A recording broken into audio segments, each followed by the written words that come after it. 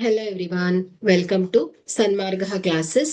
ವರ್ಗಗಳು ಮತ್ತು ವರ್ಗಮೂಲಗಳು ಅಧ್ಯಾಯದ 66ನೇ ಪ್ರಶ್ನೆಯನ್ನ ಗಮನಿಸಿ.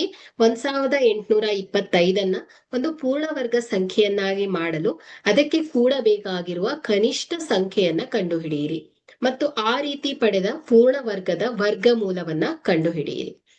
ಸೊ ಇಲ್ಲಿ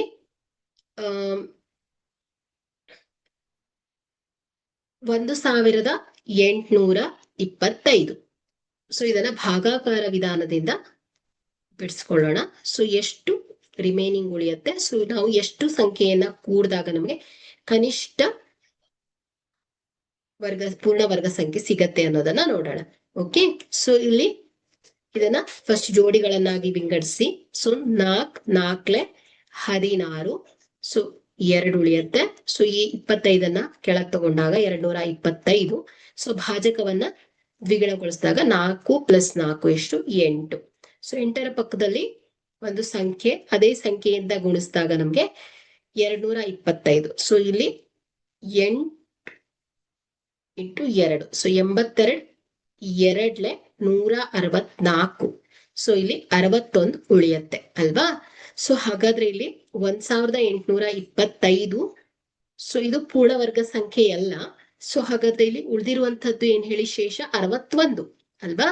ಸೊ ಹಾಗಾದ್ರೆ 1821 - 61 ಮಾಡಿದ್ರೆ ಸೊ ನಮ್ಗೆ ಒಂದು ಪೂರ್ಣವರ್ಗ ಸಂಖ್ಯೆ ಸಿಗತ್ತೆ ಅಂತ ಆಯ್ತು. ಸೊ ಹಾಗಾದ್ರೆ ಇಲ್ಲಿ ನಾವು ಕೂಡಬೇಕಾಗಿರುವಂತ ಕನಿಷ್ಠ ಸಂಖ್ಯೆಯನ್ನ ಕೇಳಿದ್ದಾರೆ. ಸೊ ಹಾಗಾಗಿ 42 ಮತ್ತು 43. ಸೊ ಇದು 2ರ ಮಧ್ಯದಲ್ಲಿ 1825 ಇದೆ. ಸೊ ಹಾಗಾದ್ರೆ ನಾವಿಲ್ಲಿ ಕೂಡಬೇಕಾಗಿರುವ ಸಂಖ್ಯೆಯನ್ನ ಹುಡುಕ್ಬೇಕಾಗಿರೋದ್ರಿಂದ ಸೊ ಇಲ್ಲಿ 43ರ ವರ್ಗ. ಓಕೆ, ಸೊ 43ರ ವರ್ಗ ಮೈನಸ್ 1825 ಮಾಡ್ಬೇಕು.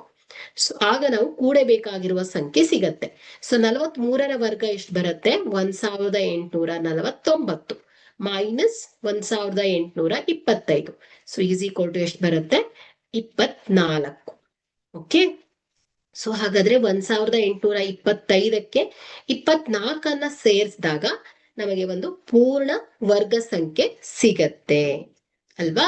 ಸೊ ಹಾಗಾದ್ರೆ 1825 ಒಂದು ಪೂರ್ಣ ವರ್ಗ ಸಂಖ್ಯೆಯನ್ನಾಗಿಸಲು ನಾವು ಕೂಡಬೇಕಾಗದಾದ ಕನಿಷ್ಠ ಸಂಖ್ಯೆ ಯಾವುದು ಹೇಳಿ, 24.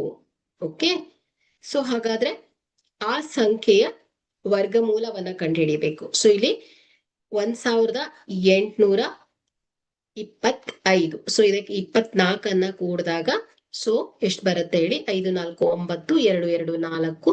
ಸೊ 1849 ಹೊಸ ಸಂಖ್ಯೆ ಬಂದಿದೆ. ಸೊ 1825ಕ್ಕೆ ನಾವು 24 ಕೂಡಿದಾಗ ನಮ್ಗೆ ಒಂದು ಪೂರ್ಣ ವರ್ಗ ಸಂಖ್ಯೆ ಸಿಕ್ಕಿದೆ. ಸೊ ಆ ಹೊಸ ಸಂಖ್ಯೆಯ ವರ್ಗಮೂಲ ಏನಾಗತ್ತೆ ಹೇಳಿ, 43. ಓಕೆ, ಸೊ ಹಾಗಾದ್ರೆ ಇಲ್ಲಿ 1825 ಒಂದು ಪೂರ್ಣ ವರ್ಗ ಸಂಖ್ಯೆಯನ್ನಾಗಿ ಮಾಡ್ಲಿಕ್ಕೆ 24 ಕನಿಷ್ಠ ಸಂಖ್ಯೆ 24 ಕೂಡ್ಬೇಕಾಗತ್ತೆ. ಸೊ ಆ ರೀತಿ ಪಡೆದ ಪೂರ್ಣ ವರ್ಗ ಸಂಖ್ಯೆಯ ವರ್ಗಮೂಲ ಏನಾಗತ್ತೆ ಹೇಳಿ, 43. ಓಕೆ ಆಗಿದೆ. Thank you.